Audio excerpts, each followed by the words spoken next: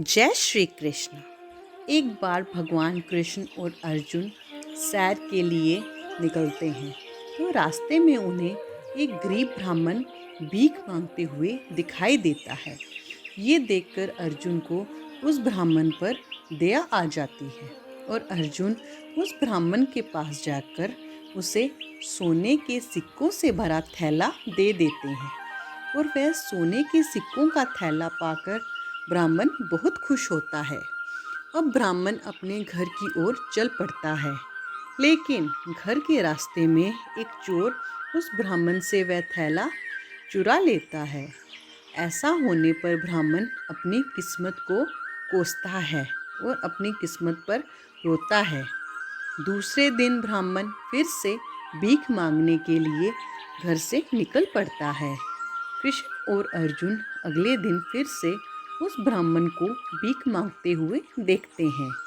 जब अर्जुन उस ब्राह्मण की स्थिति के बारे में पूछते हैं, तब ब्राह्मण ने उसके साथ हुई हर बात की जानकारी अर्जुन को देते हैं।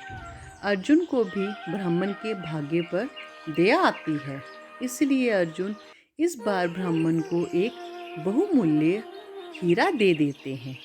हीरे को पाकर ब्राह्मण बहुत प्रसन्न होता है और घर जाकर हीरे को एक पुराने मटके में रखकर चैन की नींद सो जाता है।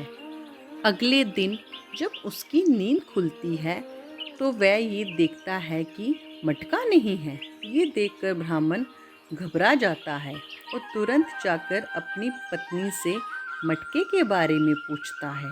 तो उसकी पत्नी उससे कहती है कि आज सुबह जब मैं तालाब का पानी भरने गई तो मटका मेरे हाथ से फिसलकर तालाब में गिर गया। तो मैंने पानी वापस भरने के लिए पुराने मटके का इस्तेमाल किया और जैसे ही मैंने पुराना मटका पानी के अंदर डाला तो मटके से कुछ चीज़ गिरकर तालाब में चली गई। ये सुनकर ब्राह्मण फिर से उदास हो गया और भिक्षा मांगने चला गया।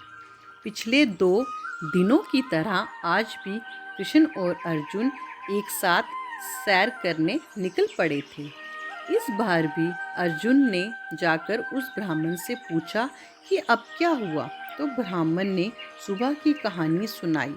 तब अर्जुन कृष्ण के पास आए और कहा, मुझे लगता है कि इस ब्राह्मण का भाग्य भीख मांगने के लिए लिखा गया है, इसीलिए मैं अब इस ब्राह्मण पर अपना पैसा बर्बाद नहीं करना चाहता। ये सुनकर कृष्ण थोड़ा मुस्कुराए और ब्राह्मण के पास गए और उन्हें 2 पैसे दिए।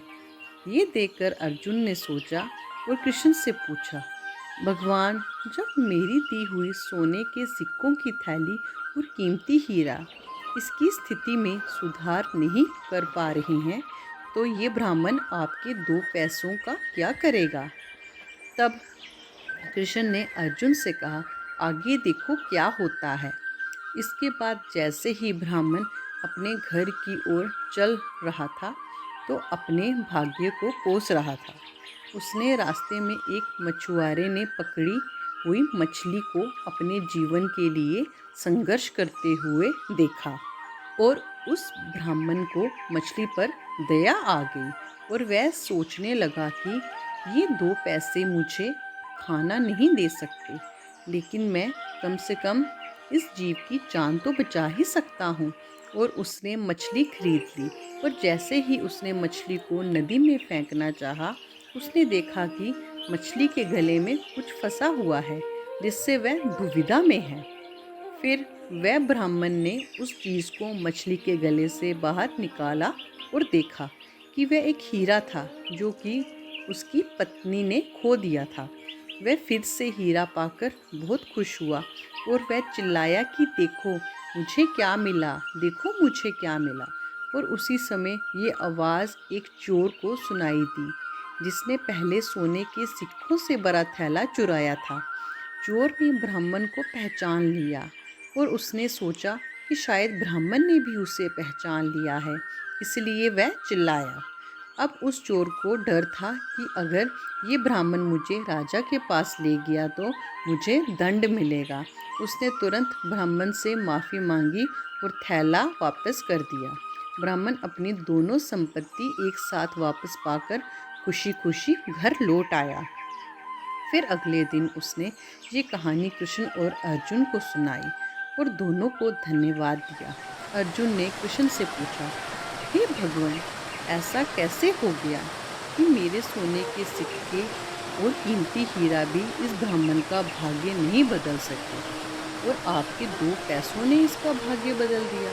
कृष्ण ने अर्जुन को उत्तर दिया कि जब उसके पास सोने के सिक्के और हीरा था तब वह केवल अपनी और अपनी ज़रूरतों के बारे में सोच रहा था, लेकिन जब उसके पास 2 पैसे थे तब उसने अपने सामने दूसरी प्राणी की ज़रूरत को महत्व दिया और इसलिए मैंने उसकी ज़रूरतों का ख्याल रखा।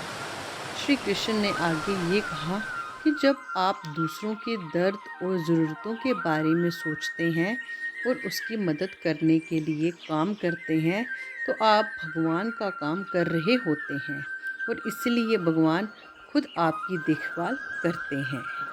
जय जय श्री राधे।